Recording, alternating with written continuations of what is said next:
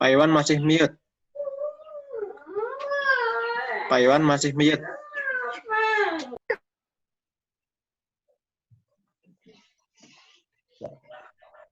Assalamualaikum Ustaz Hadi, bisa mendengar suara saya, Ustaz?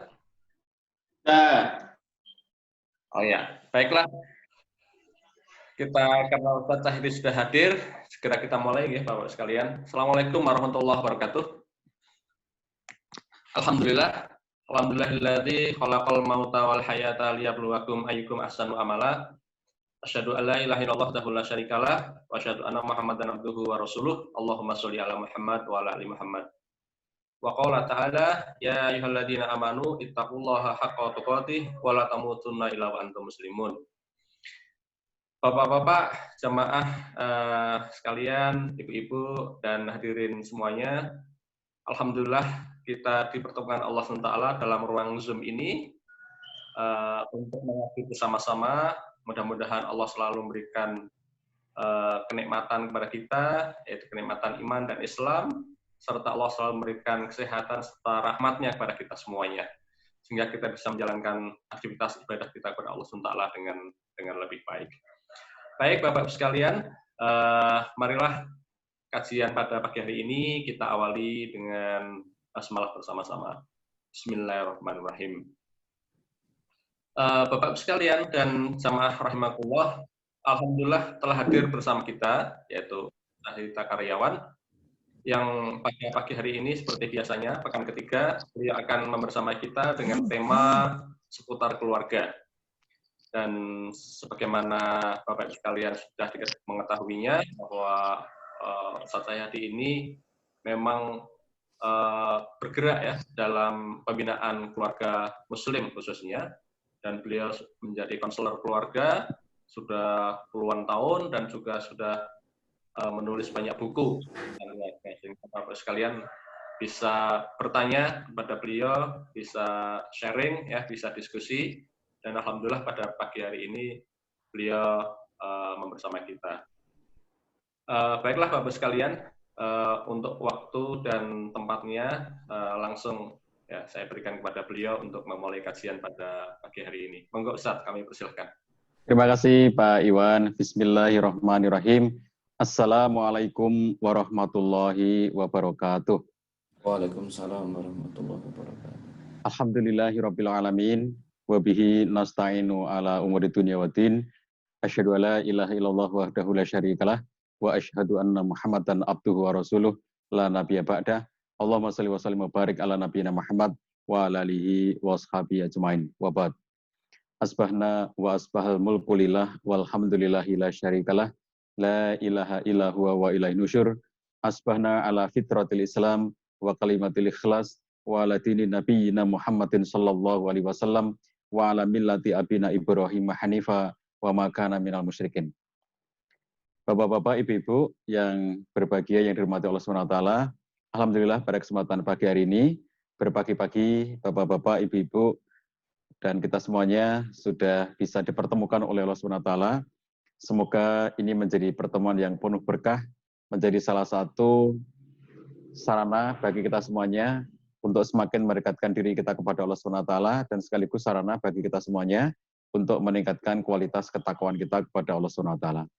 Bapak Ibu yang dirahmati Allah SWT, tema yang akan saya sampaikan dalam kesempatan kali ini untuk kita bersama-sama mengkaji, untuk mengingatkan diri sendiri, mengingatkan ulang bagi kita semuanya, karena terutama kalau bagi bapak-bapak, kita melaksanakan ibadah Jumat itu ya, Jumatan itu sepekan sekali, tiap hari Jumat, tetapi selalu ada wasiat takwa. Setiap khotib diharuskan untuk menyampaikan wasiat takwa. Sehingga minimalnya, terutama bagi laki-laki, seminggu sekali, sepekan sekali, mereka wasiat takwa. Bapak-bapak, bukan hanya sekali, tapi Bapak Ibu rajin mengikuti kajian termasuk kajian Sabtu pagi yang juga adalah bagian dari upaya kita untuk saling mewasiatkan diri kepada ketakwaan. Saya sudah siapkan materi dalam bentuk PowerPoint. Kalau Pak Iwan atau tim bisa menyampaikannya, kita akan bisa membaca bersama-sama dan mengkajinya bersama-sama. Bapak-bapak, ibu-ibu yang dirahmati Allah SWT, ketika kita memperbincangkan tentang sebuah bangunan, maka di antara hal yang sangat penting, sangat fundamental, membangun sebuah fondasi. Bapak-bapak membangun rumah, ibu-ibu membangun gedung, membangun bangunan apa saja, maka fondasi itu bagian yang sangat kokoh. Jadi yang rumah kita itu bagian yang sangat penting, fondasi dan struktur dari bangunan itu. Makanya ada bangunan yang dirancang dengan fondasi dan struktur yang tahan gempa, tahan tsunami, tahan likuifaksi gitu ya. Karena itu bagian yang akan menguatkan apabila terjadi situasi-situasi. Kita semuanya ingat pada tahun 2004 ketika 2006 ya maaf, di Jogja terjadi gempa besar itu. 2004 ada tsunami di Aceh, 2006 ada gempa di Jogja.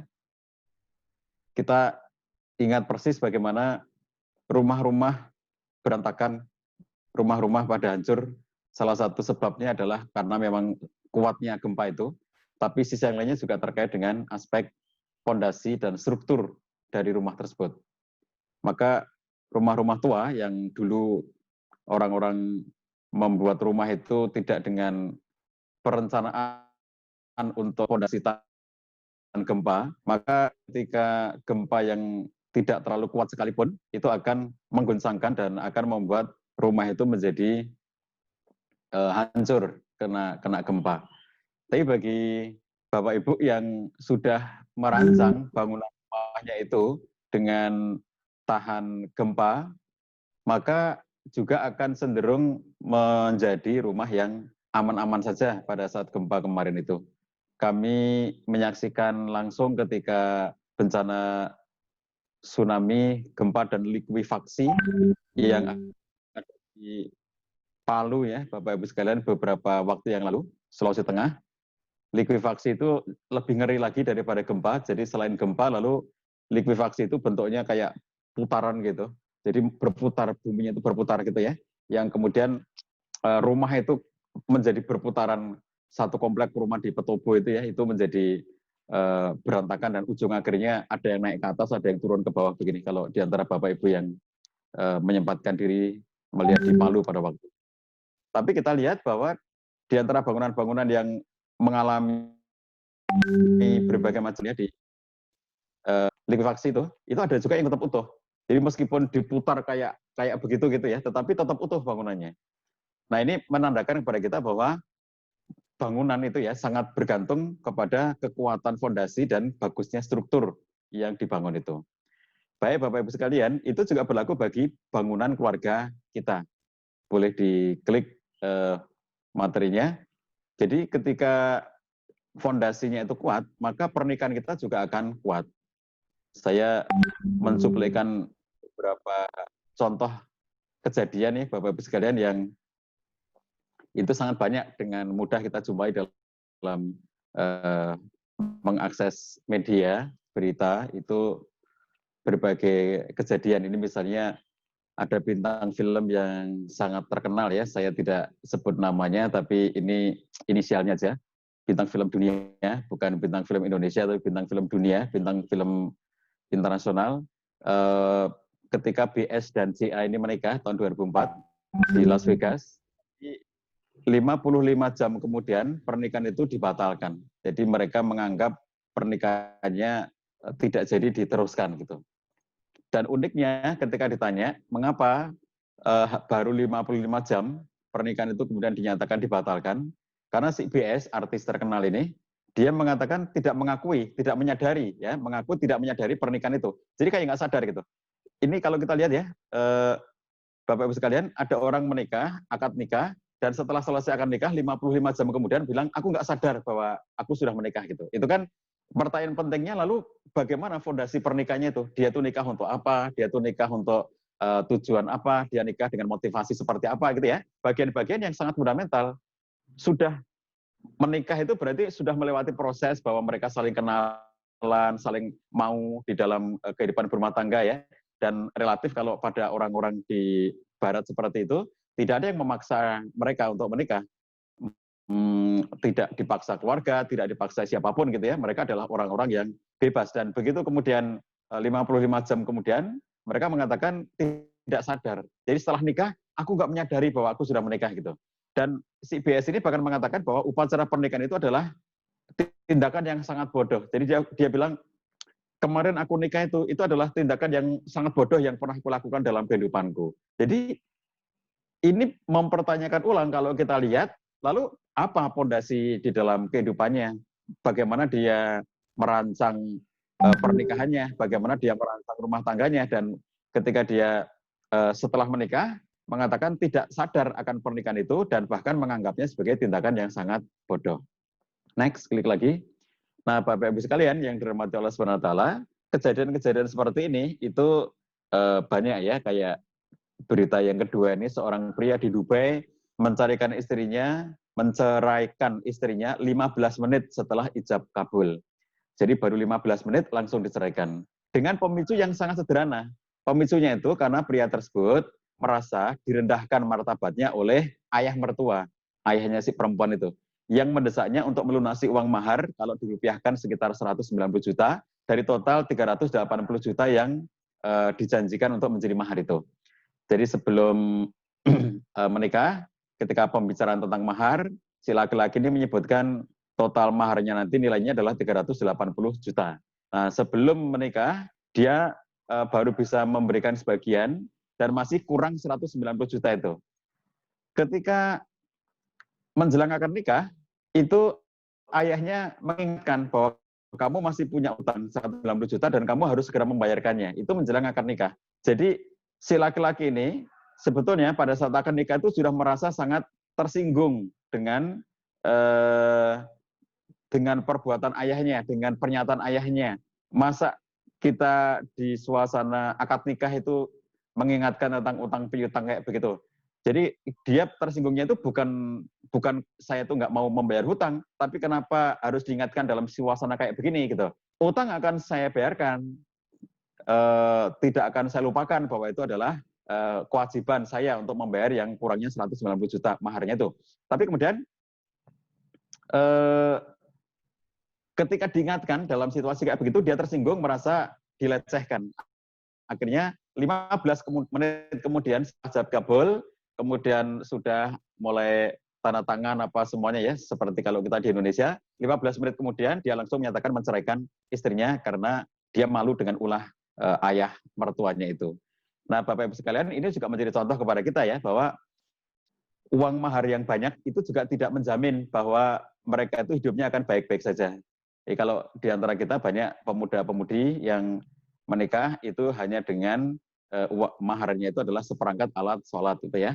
Pak Iwan Akbar ini dulu waktu menikah, maharnya adalah seperangkat alat sholat yang harganya adalah 100.000 gitu ya Pak Iwan ya. Jadi ketika kemudian orang-orang yang sampai memberikan mahar itu sampai 380 juta, itu artinya berlipat-lipat gitu daripada uang maharnya Pak Iwan dulu yang hanya 100.000 itu ternyata tidak menjamin bahwa kalau orang itu uang maharnya sampai dengan 380 juta itu berarti akan lebih bahagia, akan lebih langgeng, enggak juga begitu. Jadi ini tidak bisa memberikan satu jaminan karena pertanyaan pentingnya lagi-lagi adalah fondasinya apa mereka hidup berumah tangga itu gitu. Itu 15 menit ya, kalau tadi 55 jam ya Bapak-bapak sekalian, Bapak Ibu sekalian, tadi yang kisah pertama tadi adalah 55 jam setelah menikah, 55 jam kemudian bercerai. Lalu kisah yang kedua ini setelah akad nikah 15 menit kemudian lalu langsung diceraikan. Next, klik lagi. Ada lagi kisah yang lebih pendek ya Bapak Ibu sekalian dari kejadian ini. Tahun 2012 yang lalu, seorang pria asal Dubai menceraikan istrinya hanya beberapa detik setelah menikahinya. Jadi kalau ini detik, kalau yang pertama tadi 55 jam, yang kedua tadi itu 15 menit. Kalau ini hanya beberapa detik setelah menikahinya. Sesaat setelah ijab kabul, pria tersebut keluar dari ruangan di mana pernikahan berlangsung dan pindah ke ruangan lainnya untuk menceraikan sang istri. Penyebabnya sederhana, dipicu oleh permintaan ayah dari wanita itu yang memberi syarat anak perempuannya tetap harus boleh bekerja setelah menikah. Sempat terjadi kesepakatan, tapi ternyata mempelai pria tidak setuju di detik-detik terakhir menjelang menikah. Jadi di Dubai itu pernikahan dengan perceraian itu terjadi dalam satu atap. Jadi kayak kalau kita di Samsat semacam itu ya, satu atap gitu. Jadi ini menikah dengan bercerai itu di gedung yang sama. Jadi kalau ini ruangan untuk mengurus pernikahan, maka di ruang sebelah itu ruangan untuk mengurus perceraian gitu. Nah kalau kita kan terpisah ya, ada KUA untuk menikah, lalu pengadilan agama untuk bercerai, gedungnya berbeda gitu. Kalau ini di gedung yang sama, jadi ada mereka itu menikah di satu ruangan di gedung itu, dan setelah kemudian selesai akad nikah, baru saja selesai akad nikah, si laki-laki ini ngelayar ke ruangan sebelah dan langsung memproses perceraian dengan istrinya yang baru saja dinikahinya itu, yang belum sempat ngapa-ngapain itu ya. Jadi baru mengucapkan akad nikah selesai itu langsung ngelayar pergi ke ruangan sebelah, langsung menyatakan menceraikan istrinya, memproses legal formal menceraikan istrinya itu. Kenapa lagi tersinggung? Laki tersinggung gara-gara si ayah itu mengungkit lagi tentang pembicaraan yang telah terjadi sebelumnya, bahwa si ayah ini waktu si laki-laki ini datang untuk melamar dan proses pernikahan itu selalu mengatakan bahwa aku boleh mengizinkan anakku menikah dengan kamu dengan syarat bahwa anakku tetap dibolehkan untuk bekerja setelah nanti menikah dengan kamu. Itu sudah disepakati dan berkali-kali diomongkan si ayah sampai akhirnya si anak ini, si laki-laki mensepakatinya. Tapi kemudian menjelang akad nikah, ayahnya mengingatkan lagi. Jadi ayahnya mengingatkan lagi bahwa kamu jangan lupa ya, hari ini akad nikah, kamu jangan lupa bahwa kamu sudah berjanji, nanti kamu akan tetap membolehkan istri kamu itu tetap bekerja. Itu sebagai permintaan sang ayah. Jadi begitu diingatkan lagi kayak begitu, ini justru membuat sang suami tersinggung, lalu dia berubah pikiran. Yang semula sudah berpikir untuk membolehkan istrinya bekerja, lalu setelah kemudian justru diingatkan dengan cara seperti itu, dia menjadi tersinggung dan akhirnya berpikir enggak jadi aja lah, kok cerewet kayak begini gitu ya, orang tuanya ini cerewet kayak begini gitu. Terus akhirnya kemudian dia menolak, enggak jadilah, kalau gitu aku enggak mau aja. Dia jadi berubah pikiran, tidak mengizinkan istrinya untuk bekerja di saat setelah menikah, lalu akhirnya kemudian dia pindah ke ruangan sebelah. Jadi Bapak Ibu bisa bayangkan, setelah akad nikah selesai, ijab kabul selesai, qabil tu nikah lalu kemudian dia selesai prosesi itu, langsung ngeloyor ke ruangan sebelahnya dan langsung kemudian menyatakan saya menceraikan istri saya di ruang sebelah itu gitu. Nah, jadi kalau kita lihat di sini, menikah itu hanya terjadi beberapa detik saja. Nah, dari kisah-kisah ini Bapak Ibu sekalian ya, pertanyaan yang sangat penting bagi kita semuanya adalah apa sebetulnya yang menjadi fondasi dari keluarga tersebut. Termasuk kemudian ini menjadi bagian dari pertanyaan kepada kita semuanya, apa yang menjadi fondasi dari keluarga kita semuanya. Next, klik lagi. Nah, Bapak Ibu sekalian, sebagaimana gambaran yang sudah saya sampaikan di depan, bahwa bangunan-bangunan itu akan kokoh sepanjang memiliki fondasi dan struktur yang juga kokoh. Bangunan-bangunan itu akan mudah terguncang oleh gempa dan bencana lainnya sepanjang bangunan tersebut itu tidak memiliki fondasi yang kokoh dan juga tidak memiliki struktur yang kokoh. Next. Kalau kita lihat, apa fondasi yang kokoh bagi keluarga kita, Bapak Ibu sekalian, sebagai orang-orang yang beriman, sebagai orang-orang yang memiliki keyakinan kepada Allah SWT, maka kalau kita berumah tangga itu ya, fondasi yang sangat kokoh adalah keimanan dan ketakwaan kita kepada Allah SWT. Oleh karena itu, pada dasarnya, makin kuat imannya, makin kuat takwanya, makin juga kuat fondasinya. Dan mereka akan mendapatkan ridho Allah SWT karena ketakwaan mereka kepada Allah SWT. Ini ketika seorang laki-laki datang kepada Al-Hasan Al-Basri, dia bertanya kepada Al-Hasan itu, ya Imam, aku punya anak perempuan yang didatangi oleh banyak laki-laki untuk meminang anak perempuanku itu. Jadi karena banyak yang datang untuk meminang anakku, maka aku perlu bertanya, dengan siapa sebaiknya aku menikahkan anak perempuanku itu? Dan Hasan al-Basri mengatakan, nikahkan anakmu dengan laki-laki yang bertakwa kepada Allah. Kenapa demikian? Kata alasan, kalau laki-laki tadi yang bertakwa kepada Allah tadi itu dia mencintai anakmu, pasti dia akan memuliakannya, pasti dia akan menghormatinya. Tetapi apabila laki-laki tadi tidak mencintai istrimu, maka dia tidak akan menyia-nyiakannya, tidak akan menzoliminya, tidak akan mentelantarkannya. Nah, Bapak Ibu sekalian, ini kalau bagi kita yang sudah menjadi orang tua ya, yang memilihkan jodoh bagi anak-anak kita, maka ini menjadi satu pedoman. Memilihkan jodoh bagi anak itu, atau ketika kita menimbang anak kita sudah memiliki calon, maka pertimbangan yang paling penting adalah pertimbangan takwa. Ungkapannya Hasan al-Basri itu sangat menenangkan bagi kita semuanya. Kalau laki-laki itu bertakwa kepada Allah, ketika dia mencintai istrinya, maka dia akan memuliakan istrinya itu. Tetapi begitu ada kondisi di mana sang suami itu tidak mencintai istrinya, maka dia tidak akan menyakiti, tidak akan menzolimi, tidak akan menyanyiakan, tidak akan mentelantarkan gitu.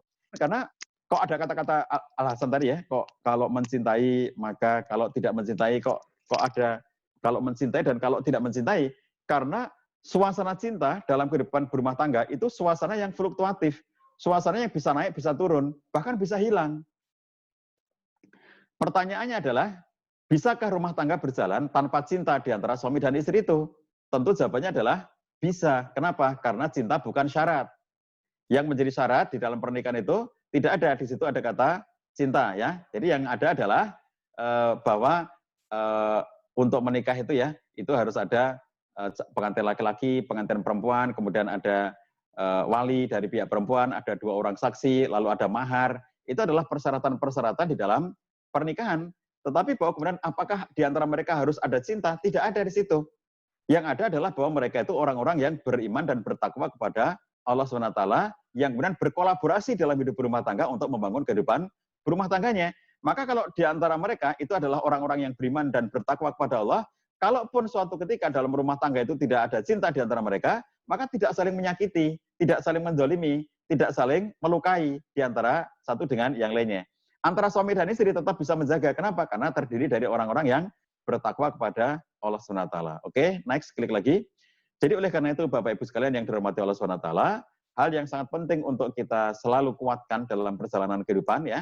Jadi kalau kita membuat bangunan, itu fondasi itu kita buat sekali. Dalam artian begitu sudah kita kuatkan, sudah kita buat fondasi bangunan ya, seperti bangunannya Ustadz Ghazali Mukri, beliau membangun pondok pesantren ya, membangun masjid dan pondok pesantren, karena itu nanti pesantrennya dibuat 3 lantai, masjidnya itu ada basement, maka kemudian harus membangun fondasi yang sangat kokoh. Tapi kalau bangunan fisik, sekali kita bangun, ya sudah itu untuk selamanya gitu. Nah berbeda dengan kalau yang bukan bangunan fisik.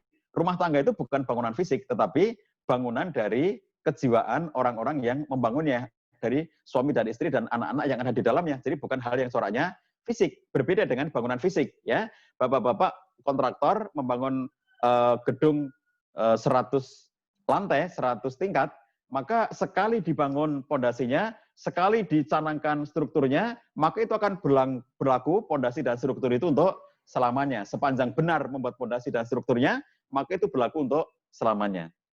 Tapi kalau kita hidup berumah tangga, tidak seperti itu. Kenapa? Karena fluktuatif. Kondisi hidup berumah tangga itu fluktuatif. Mengikuti fluktuasinya, kayak al-imanu yazid wa yanqus. Iman itu naik dan turun. Maka begitu imannya naik, kondisi kita juga baik. Begitu imannya turun, kondisi keluarga kita juga menjadi ada bermasalah. Kalau para ulama membuat segitiga hubungan itu ya, dalam keluarga itu ya, Bapak Ibu ada segitiga begini.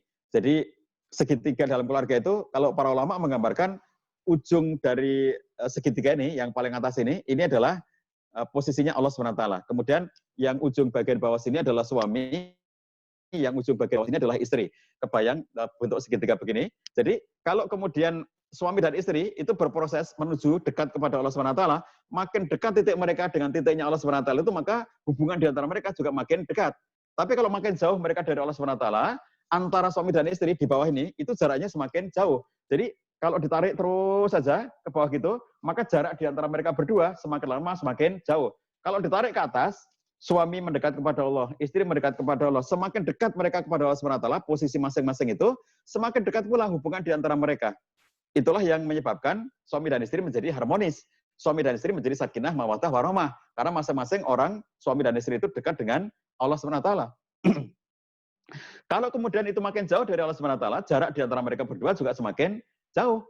Karena lau anfaqta ma fil ardi jami'a ma'alafta bainahum, kalau kalian menginfakkan, membelanjakan, memberikan semua harta yang ada di muka bumi ini, tidak akan bisa menyatukan hati di antara orang-orang itu, termasuk antara suami dan istri.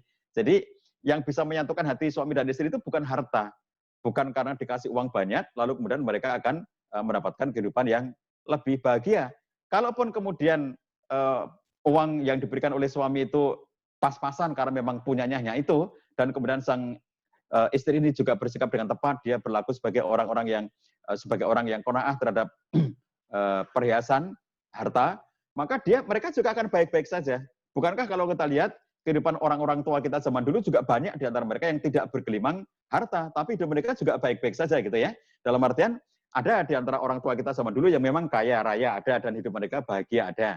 Ada di antara orang tua kita zaman dulu yang mereka itu hidupnya sangat sederhana, pas-pasan, tidak punya apa-apa, tapi nyatanya hidupnya juga bahagia saja. Artinya bukan jaminan bahwa kalau orang uangnya semakin banyak, maka kehidupan keluarganya akan semakin kuat. Tidak ada jaminan sama sekali. Tetapi yang memberikan jaminan adalah ketakwaannya kepada Allah SWT. Makanya dalam surat At-Taubah ayat 109 ini Allah SWT menyatakan kepada kita, a'udzubillahi minasyaitonirrajim, afaman assasa bunyanahu ala taqwa minallahi wa ridwan khairun amman assasa bunyanahu ala syafa jurufin har fanharo bihi fi nari jahannam wallahu la yahdil qaumadz zalimin.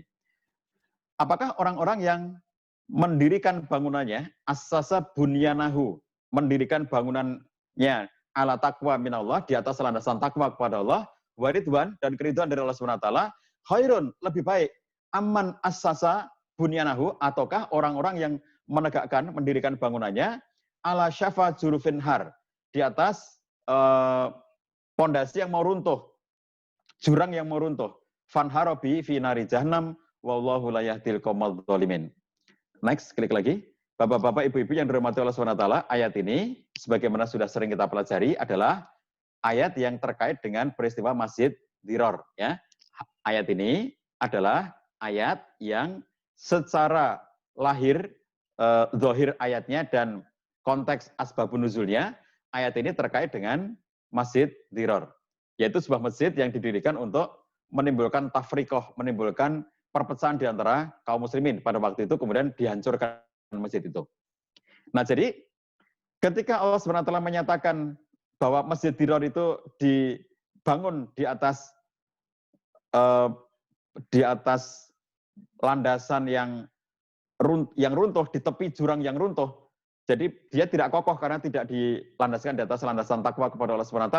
Allah menggunakan kalimatnya itu tidak menggunakan kata masjid, tetapi menggunakan kata bunyan. Bunyan itu bangunan. Afaman assasa bunyanahu, apakah orang-orang yang mendirikan bangunannya. Jadi Allah tidak menggunakan kata masjidnya, tapi Allah menggunakan kata bunyan.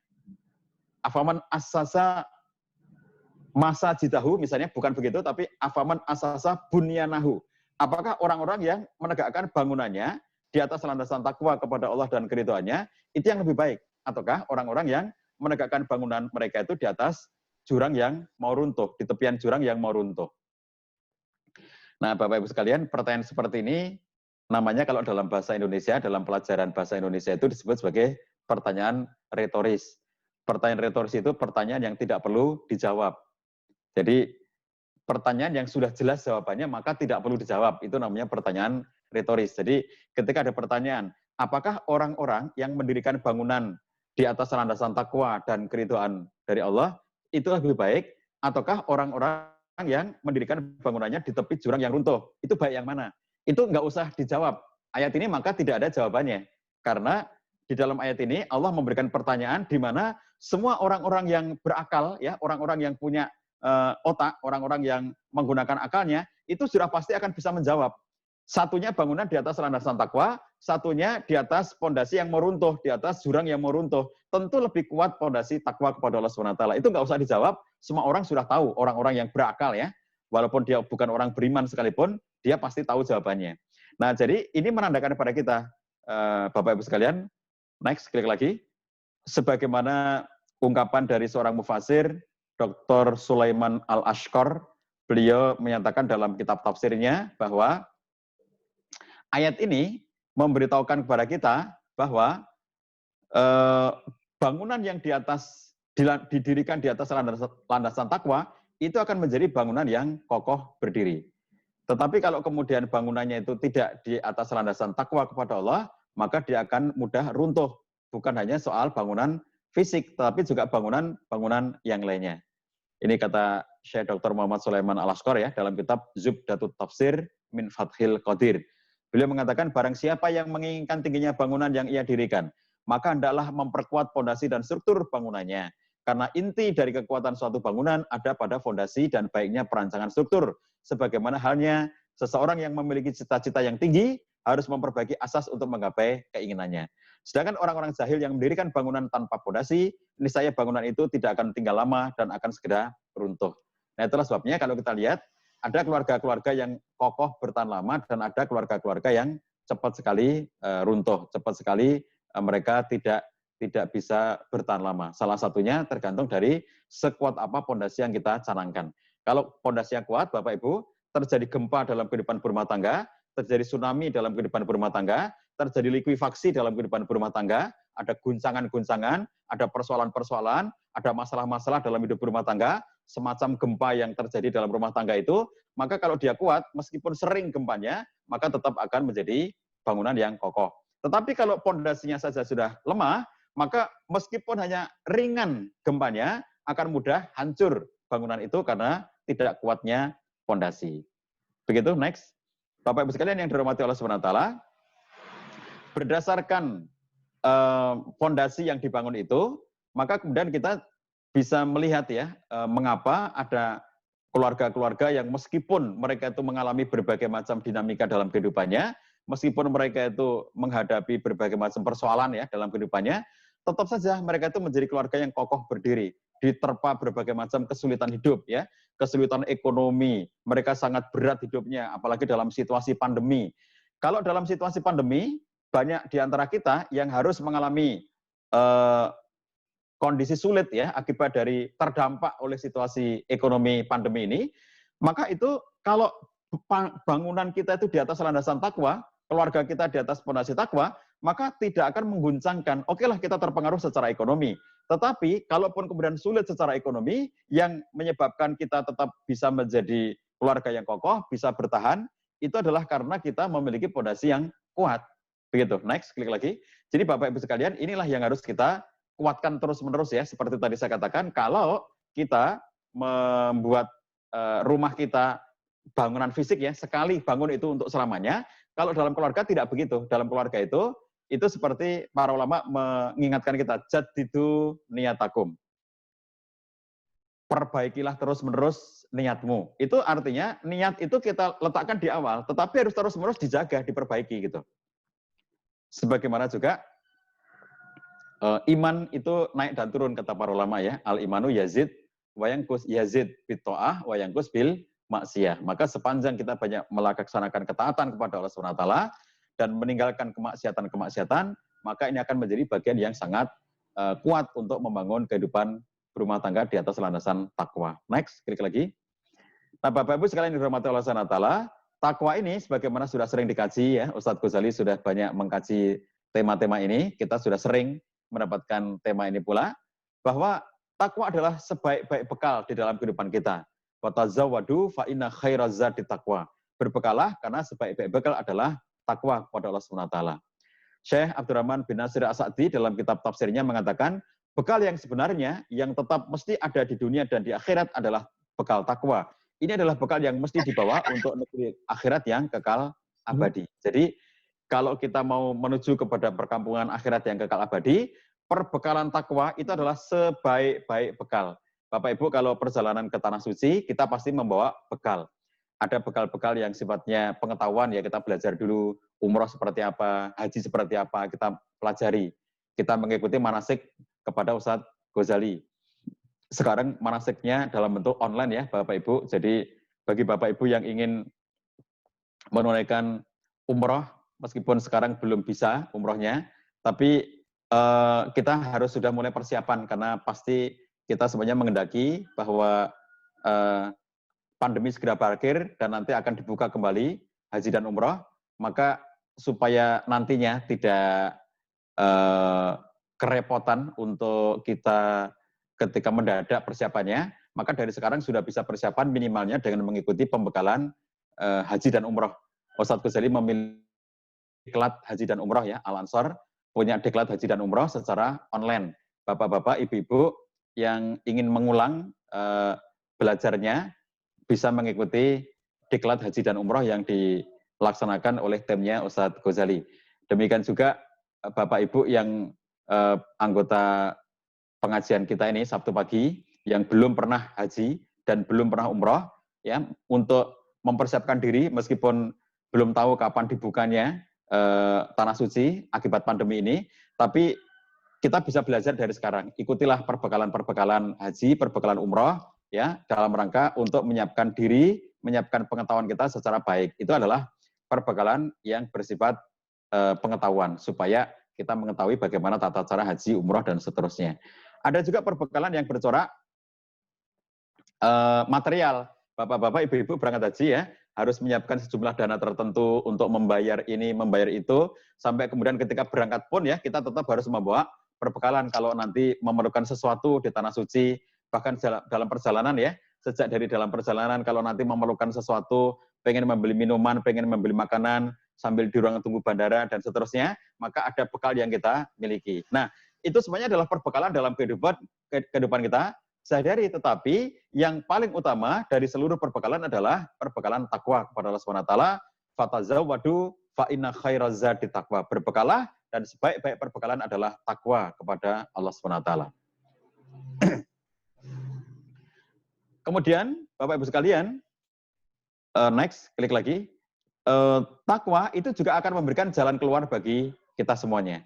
Jadi banyak banget di dalam kehidupan kita ini ya, Bapak Ibu sekalian, yang hidup itu mesti akan menghadapi banyak persoalan.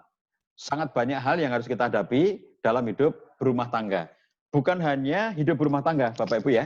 Seorang yang misalnya dia itu jomblo, orang yang lajang, belum menikah, orang yang belum menikah ini pun dia juga mengalami masalah dalam kehidupannya. Jadi orang yang punya masalah dalam kehidupannya itu ya, itu bukan hanya karena dia berumah tangga. Orang-orang yang hidup sendirian, orang-orang yang tidak menikah, itu juga memiliki persoalan, punya masalah dalam kehidupannya. Ini artinya apa? Hidup berumah tangga itu pasti akan menjumpai banyak masalah, pasti akan menjumpai banyak persoalan. Tidak punya anak bisa menimbulkan persoalan, punya anak bisa menimbulkan persoalan. Anak cuma satu bisa membuat masalah, anaknya banyak bisa tambah banyak masalah. Jadi hidup dalam kehidupan sehari-hari itu apa saja bisa menjadi masalah kalau perspektifnya bukan perspektif orang yang bertakwa. Tapi kalau perspektifnya orang bertakwa, tidak punya anak, itu bagian dari ujian dari Allah SWT. Kalau diberi anak, itu amanah dari Allah SWT. Anaknya satu, itu berarti kemudian kita harus menjaga dengan sebaik-baiknya agar anak yang satu ini bisa menjadi anak yang soleh. Kalau anaknya banyak, berarti kesempatan beramal soleh bisa lebih banyak lagi. Dan seterusnya, tergantung perspektif kita. Kalau perspektif kita dalam kehidupan sehari-hari selalu perspektif masalah, maka apa saja semuanya menjadi masalah. Kalau diurutkan, semuanya menjadi masalah. Kapan orang hidup itu mulai merasa ada masalah, Bapak Ibu sekalian? Ketika kita lihat anak-anak kita yang masih kecil, Bapak Ibu yang umurnya pernikahannya masih umur produktif ya, Bapak Ibu dari keluarga-keluarga muda, kalau masih punya bayi ya, lihat pertumbuhan bayinya nanti, perhatikan pertumbuhan bayi Anda, lalu perhatikan, cermati kapan anak Anda itu nanti merasa dalam dirinya sudah mulai ada masalah. Ketika anak itu masih di rumah saja, itu happy-happy aja, masih balita, masih kecil, dia melakukan hal yang salah sekalipun ya, misalnya kayak dia berjalan-jalan, baru belajar berjalan, lalu kemudian jatuh, itu aja membuat orang tua, alhamdulillah kamu sudah bisa berjalan sekarang. Ketika anak ini belum bisa berjalan, masih baru belajar merangkak ya, semula belum bisa apa-apa, baru berbaring-baring saja, tiduran-tiduran saja, lalu kemudian dia mulai bisa tengkurap, oh senang banget, cuma bisa tengkurap aja ya, orang tuanya senang banget, kamu bisa tengkurap sekarang. Mulai bisa merangkak, senang banget orang tuanya gitu, kamu sudah bisa merangkak gitu kan. Jadi semua kondisi anak itu diapresiasi dengan menyenangkan oleh lingkungannya, oleh orang tuanya dan seterusnya. Maka dia merasa tidak ada masalah sama sekali dalam hidup itu. Dia jatuh ya tetap diapresiasi dengan baik. Dia kemudian misalnya ya, sampai pun dia memecahkan barang karena dia masih kecil, tetap dimaklumi oleh orang tuanya. Segala sesuatu yang dilakukan itu diapresiasi baik-baik saja. Orang tuanya senang-senang saja gitu. Wah, kamu sudah bisa berlari-lari sekarang. Ah, kamu sudah bisa berjalan sekarang. Itu semuanya diapresiasi dengan senang. Sampai anak ini TK, sampai anak ini playgroup gitu ya. Di sekolah tidak ada PR ketika tidak pandemi itu ya. Kalau sekarang masa pandemi kita semuanya di rumah. Kalau di luar pandemi, kemarin masa normal itu ya, anak kita masuk TK bermain-main. Playgroup, namanya aja playgroup ya. Bermain-main, bersenang-senang di sekolah itu gitu. Kalau males ya, anaknya mogok sekolah tidak apa-apa ya. Misalnya hari ini mogok sekolah, itu besok pagi oleh gurunya juga disambut baik-baik saja gitu. Jadi anak sampai dengan TK, sampai dengan playgroup itu masih happy-happy aja. Nah, begitu anaknya sudah mulai SD, maka dia mulai tahu bahwa kalau kemudian terlambat datang, itu sudah mulai ada teguran dari gurunya. Kenapa kamu terlambat datang? Nah, dia sudah mulai ada masalah dalam hidupnya. Pulang, ternyata dikasih PR oleh gurunya. Itu menjadi beban dalam hidupnya. Oh, banyak banget PR-nya gitu. Banyak orang tua mengeluh di zaman PJJ, pembelajaran jarak jauh sekarang, karena mereka mengatakan, sing sekolah wong tuane. Anake dolanan HP, sing sekolah wong tuane. Itu banyak banget kita lihat keluhan-keluhan di zaman sekarang seperti itu ya, karena begitu PJJ, mau nggak mau anak harus kita berikan akses handphone. Begitu anak dapat akses handphone, ternyata malah main game. Sementara PR-nya tidak dikerjakan, lalu orang tuanya yang stres, akhirnya orang tuanya yang mengerjakan. Jadi kalau kita lihat, dalam konteks seperti ini, anak sudah mulai merasa ada masalah ketika dia sudah mulai SD. Jadi kebayang ya Bapak Ibu sekalian, orang itu sudah mulai merasa ada masalah, itu sejak masih kecil. Dia SD aja sudah merasa punya masalah. Begitu nggak bisa ngerjakan PR, besok dia takut masuk sekolah. Karena belum rampung PR-nya, dia mogok. Kenapa nggak mau masuk? Nanti ditanya, aku belum ngerjakan PR, gitu kan? Terus begitu kemudian bisa ngerjakan PR, kemudian sampai di sekolah, terus ditanya mana PR-mu, dan ternyata salah PR-nya, maka dia pun merasa bermasalah lagi dan seterusnya. Jadi kalau kita lihat, orang dalam kehidupan sehari-hari, anak SD saja merasa punya masalah. Anak SMP, aduh ternyata tak kira kalau SMP lebih enak daripada SD. Ternyata SMP lebih sulit daripada SD. Setelah SMA, oh kukira SMA itu menyenangkan. Ternyata setelah SMA malah banyak sekali tugas-tugas yang makin berat lagi. Begitu kuliah, oh aku kira kuliah itu kebebasan. Ternyata tugasnya lebih menumpuk lagi. Setelah lulus kuliah, aku kira kalau lulus kuliah itu enak. Karena dulu waktu kuliah itu semuanya penuh beban-beban tugas-tugas. Setelah lulus kuliah harus mencari pekerjaan dan ternyata nggak gampang nyari kerja. Setelah dapat kerja, ternyata kerja itu nggak enak gitu. Jadi coba kalau kita lihat dalam kehidupan sehari-hari ya, kalau orang itu perspektifnya masalah, maka segala sesuatu masalah. Tidak lulus kuliah menjadi masalah, lulus kuliah jadi masalah. Nyari kerja nggak dapat bermasalah, dapat kerja bermasalah lagi. Jadi semuanya ya, kalau orang itu perspektifnya masalah, segala sesuatu akan bermasalah. Tetapi kalau orang itu perspektifnya takwa, orang-orang bertakwa ini selalu penuh dengan jalan keluar. Itulah kenapa rumah tangga kita harus berdiri di atas fondasi takwa, karena dengan itulah kita menjadi orang-orang yang menjadi banyak sekali jalan keluarnya, dikasih kemudahan-kemudahan oleh Allah SWT. Nah, jadi Allah SWT menyatakan kepada kita, wattaqullah wa yu'allimukumullah. Bertakwalah kepada Allah dan Allah akan memberikan pengajaran kepada kalian. Bertakwalah pada Allah, Allah ngajari kamu. Kalau kamu nggak bisa mendidik anak, bertakwalah pada Allah, Allah ajari kamu. Kalau kamu tidak bisa berkomunikasi suami istri, bertakwalah pada Allah, Allah ngajari kamu bagaimana komunikasi. Kalau kamu tidak bisa membangun kehidupan yang baik, ekonomi kamu belum baik, bertakwalah kepada Allah. Allah akan memberikan pengajaran kepada kamu bagaimana caranya membangun ekonomi yang baik, dan begitu seterusnya. Fattakullah wa yu'allimukumullah. Bertakwalah kepada Allah, dan Allah akan memberikan pengajaran kepada kita semuanya. Begitu Bapak Ibu sekalian ya, next, klik. Oleh karena itu, Bapak Ibu sekalian, pada kesempatan kali ini, saya mengajak agar kemudian meningkatkan takwa dengan jalan selalu berpegang ya. Taraktu fikum amro ini, lantadilu. Kalau kalian berpegang pada keduanya itu ya, lantadilu. Kalian tidak akan tersesat sama sekali. Ma tamassaktum bihima. Yaitu kitab Allah wa sunnata rasulihi. Jadi kitab Allah dan sunnah Rasul itulah yang menyebabkan kita tidak tersesat selama-lamanya. Begitu Bapak Ibu sekalian, mudah-mudahan keluarga kita semuanya menjadi keluarga yang bertakwa kepada Allah SWT. Mudah-mudahan kita dikuatkan dalam menjalani kehidupan dunia ini menjadi keluarga yang selalu bertakwa dan kelak tetap berkumpul bersama dengan keluarga kita di surganya Allah SWT karena berbekal kepada takwa. Saya kembalikan kepada Pak Iwan, mohon dimaafkan segala kekurangan. Billahi taufiq wal hidayah. Wassalamualaikum warahmatullahi wabarakatuh. Waalaikumsalam warahmatullahi wabarakatuh. Matur nuwun Ustaz. Alhamdulillah Bapak sekalian sama rahmatullah. Nampaknya kajian tadi mengingatkan kepada kita semuanya, terutama kepada kita yang sudah berkeluarga, untuk senantiasa menyempurnakan, menguatkan kira-kira begitu ya, fondasi yang sudah kita tanam, yang sudah kita bangun ketika kita membangun rumah tangga kita. Nah, tadi kesimpulan dari Ustadz Cahyadi kira-kira gitu ya, dan mungkin bisa ditambahkan lagi dengan pertanyaan-pertanyaan. Mungkin ada, ya silahkan pada Bapak Muslim Family, ada yang mau ditanya, mengangkat tangan, dipersilahkan. Kita masih punya waktu 5 menit ya.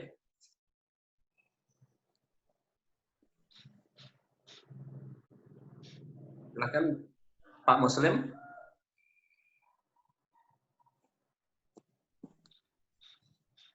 Halo? Atau Pak Galaxy? Galaxy A20, namanya nggak ada. Lain waktu kalau ikut kajian Zoom, diberi nama aslinya ya, biar mudah dibaca oleh admin. Jadi kalau ada yang raise hand, karena tidak ada namanya yang muncul adalah Galaxy A20s. Ya, jadi menjadi sulit untuk dibaca. Kalau Bapak Ibu menulis namanya waktu masuk Zoom itu, nanti menjadi memudahkan saling ta'aruf di antara kita, kenalan di antara kita.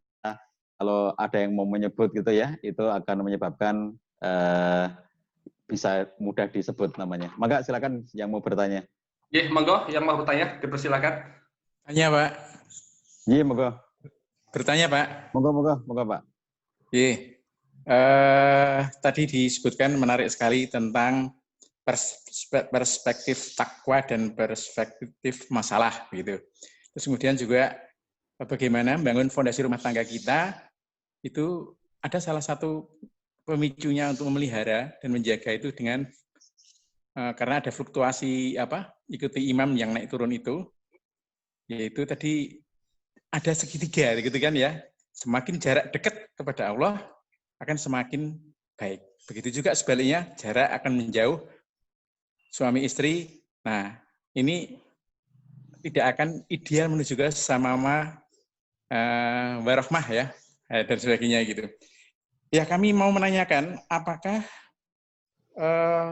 kedudukan syukur, sabar, dan berusahalah gitu. Itu sebagai pemicu seseorang, apakah kedudukannya sebagai pengendali diri untuk supaya memelihara perspektif takwa lebih diutamakan.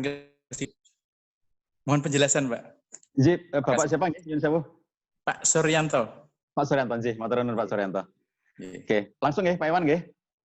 Oke, Pak Suryanto dan Bapak-bapak semuanya, Bapak Ibu semuanya, sangat bagus pertanyaannya ya, mengingatkan kita semuanya bahwa di antara hal yang akan selalu membuat kita itu saling mendekat satu dengan yang lainnya, kalau secara nilai, secara value, tadi saya gambarkan adalah bagaimana suami dan istri selalu berusaha untuk mendekat kepada Allah SWT. Makin dekat suami itu dengan Allah SWT, makin dekat istri itu dengan Allah SWT, maka jarak di antara suami dan istri itu juga akan didekatkan. Allah akan menautkan hati suami dan istri itu.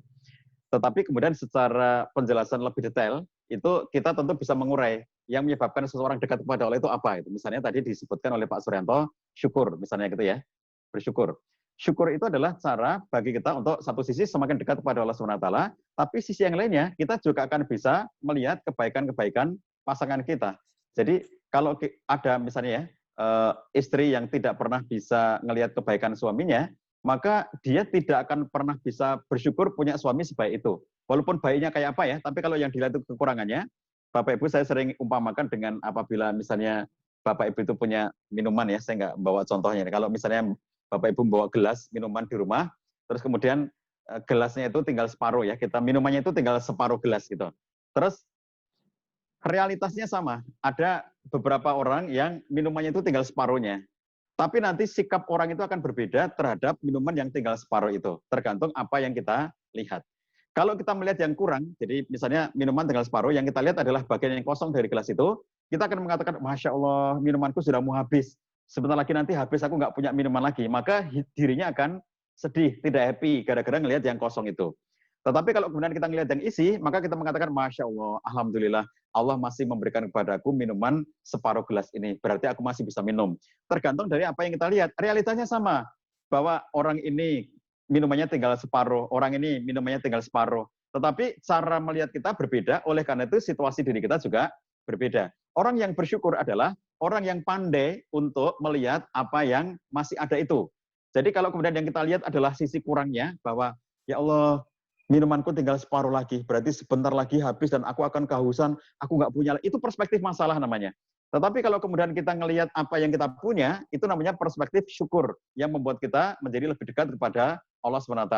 Jadi kita ngelihat, oh Masya Allah, Allah masih memberikan padaku minuman sebanyak ini, berarti aku masih akan bisa meminum dan aku tidak akan kehausan. Itu menjadi kita berbahagia, menjadi kita menjadi nyaman kalau ketika kita ngelihat kebaikan pada pasangan kita. Ini kalau di antara Bapak Ibu sekalian ada yang keluarga-keluarga muda, mungkin dulu ketika mau punya ekspektasi, harapan, aku nanti kalau menikah pengennya punya istri yang kayak begini, atau perempuan, aku nanti kalau menikah pengennya punya suami kayak begini.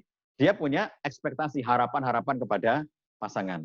Nah, ketika harapan itu tidak bisa menjadi kenyataan, maka kita lihat, misalnya contohnya harapan tadi itu ya, pengennya itu ada 100 poin, kalau ditaruh di gelas, kayak gelasnya penuh gitu ya.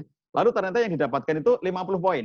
Dari seluruh harapan kepada pasangan, ternyata yang dijumpai pada istrinya atau pada suaminya hanya separuhnya. Semula punya 100 kriteria, ternyata yang didapatkan pada diri pasangan hanya 50 kriteria, berarti dapat 50%. Tergantung kita yang dilihat apanya. Kalau yang kita lihat adalah yang tidak ada, yang 50% yang tidak ditemukan itu, maka kita tidak pernah bersyukur. Kita tidak pernah bahagia dengan pasangan kita. Masya Allah, punya suami kok isinya kayak begitu. Semuanya kurang, semuanya nggak ada yang baik pada dirinya, nggak ada yang benar pada dirinya. Punya suami kok isinya kayak ngono, semua yang serba jelek pada suaminya. Duwe bojo, punya istri kok koyong ini gitu. Orang eneng api babar pisan. Itu kenapa? Karena yang dilihat adalah kurangnya. Coba kalau yang dilihat adalah apa yang menjadi kebaikannya. Jadi kalau kemudian kita melihat pada sisi kebaikannya, maka sudah pasti kita akan alhamdulillah Allah berikan kepada aku perempuan yang banyak banget kebaikannya. Alhamdulillah Allah berikan kepadaku seorang laki-laki yang banyak kebaikannya. Itu kalau yang kita lihat adalah bagian yang isi, bagian yang terpenuhi, bagian yang baiknya. Sementara yang kurang tadi, kalau kita fokus kepada yang kurang, maka kita tidak pernah bahagia dengan pasangan kita. Nah, ini namanya perspektif syukur tadi dikatakan itu ya. Syukur ketika kemudian kita melihat ada hal-hal yang positif pada pasangan kita. Demikian pula sabar tadi dinyatakan, karena Nabi SAW menyatakan orang beriman itu kan kondisinya syukur, sabar, syukur gitu ya. Ajaban li amril mu'min. Inna amrahu kulahu khair. Orang-orang beriman itu selalu mengherankan. Semua urusannya mesti baik. In asobatu sarra syakara fakana khairan lahu. Kalau dikasih sesuatu yang baik ya, dia ngelihat kebaikan-kebaikan itu dia bersyukur dan itu baik baginya. Wa in asobatu darra sabara. Kalau dia mendapatkan hal yang tidak disukai maka dia bersabar. Fakana khairan lahu, dan itu baik bagi dirinya. Jadi ini perspektif orang-orang beriman. Kalau menghadapi hal yang tidak sesuai harapannya, bersabar. Kalau menemukan hal yang sesuai harapannya, bersyukur. Jadi baik terus. Mendapatkan situasi yang sesuai harapan, alhamdulillah, bersyukur pada Allah. Mendapatkan situasi yang tidak sesuai harapan, bersabar kepada Allah SWT. Dapat pandemi, bersabar. Hilang pandemi, bersyukur. Selalu begitu kan? Jadi menemukan hal yang kurang baik pada istri, bersabar. Kalau kemudian menemukan yang baik pada istrinya, bersyukur. Menemukan kekurangan suami, bersabar. Melihat suami berlaku baik, bersyukur. Jadi hidup kita kan baik terus. Itu namanya perspektif takwa. Perspektif orang-orang yang selalu melihat dengan ketakwaan. Tapi kalau ngelihat dalam perspektif masalah terus-menerus, maka semua hidup kita tidak pernah ada yang beres. Orang itu kalau mencari-cari kekurangan orang lain, perspektifnya itu masalah, perspektifnya kekurangan. Orang sudah mandi, bersih, sudah mandi, mandinya itu sempurna ya, maksudnya pakai sampo, pakai sabun, pakai pembersih wajah, kemudian dia sudah berdandan pakai apa parfum apa segala macam ya.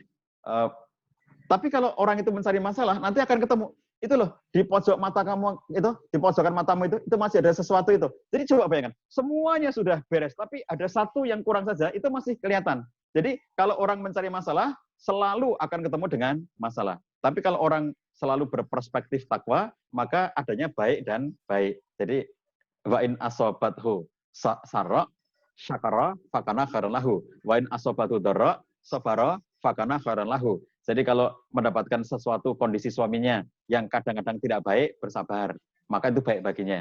Kalau menemukan suaminya lagi berbuat baik, bersyukur, baik itu baik baginya, dan begitu seterusnya ya. Bapak Ibu, mungkin itu yang bisa kami sampaikan. Kalau masih ada pertanyaan, kita masih punya banyak kesempatan ya. Pada pertemuan-pertemuan berikutnya masih bisa kita kaji. Untuk sementara karena waktunya sudah habis dan saya juga ada agenda yang lainnya, mengisi kuliah di tempat lainnya, secara online juga, saya mohon dimaafkan. Mudah-mudahan kita semuanya dikuatkan keluarga kita oleh Allah SWT, menjadi keluarga yang sakinah, mawaddah, warahmah, penuh berkah, dan seluruhnya kelak akan berkumpul kembali di jannah surganya Allah SWT. Bila taufiq wal hidayah, wassalamualaikum warahmatullahi wabarakatuh. Waalaikumsalam warahmatullahi wabarakatuh. Allah yang telah bersamai kita pada kesempatan kali ini. Bapak sekalian, mohon maaf ya, nampaknya pertanyaan banyak sekali ya yang disampaikan kepada kami. Insya Allah kami catat ya. Nanti akan kami sampaikan kepada Ustaz Cahyadi dan nanti akan kita bahas di kesempatan berikutnya. Dan juga nanti jika memungkinkan akan kita bahas juga di grup-grup yang sudah kita buat Bapak sekalian ya. Baiklah Bapak sekalian, sebelum kita akhiri ada beberapa pengumuman dari kami. Yang pertama bahwa kami mengundang kembali Bapak Ibu sekalian untuk mengikuti kajian pagi hari ya Sabtu ya. Insya Allah pekan depan dengan pembicara yang lain, dengan tema yang lain lagi, yaitu tema-tema yang berkisar tema-tema yang sedang top hit ya, atau kita akan membicarakan tema-tema yang dibawakan oleh orang-orang yang punya kapasitas, punya keahlian di bidangnya. Insya Allah begitu. Dan yang kedua, Bapak-Ibu sekalian, bagi yang belum masuk di grup pengajian ini, mohon memasukkan grup yang sudah diumumkan oleh kami lewat chat tadi ya, sehingga kami memudahkan bagi kami untuk kita saling silaturahim dan juga memberikan informasi lebih lanjut. Sekalian, di samping itu, seperti kata Pak Cahyadi tadi, kita juga akan menyediakan bagi Bapak Ibu sekalian yang ingin belajar umroh online, ya, kita setiap saat akan kita umumkan juga kita melakukan itu. Yang pertama adalah bagi Bapak Ibu sekalian yang sudah mendaftar kepada Al-Ansor, kami persilakan untuk mengikuti kajian rutinnya. Tapi bagi yang belum, insya Allah juga kita akan melakukan itu. Kita akan melakukan batch yang pertama tanggal 23. Monggo Bapak sekalian bisa mendaftar yang ingin mencoba belajar ya bersama saya tentang umroh atau haji pada mungkin tahun 20 atau 21 ya. Monggo kita sama-sama belajar. Baik, Bapak sekalian, saya kira itu saja yang dapat kami sampaikan. Dari saya kurang mohon maaf. Kita akhiri dengan doa syukur bersama. Alhamdulillah. Amin.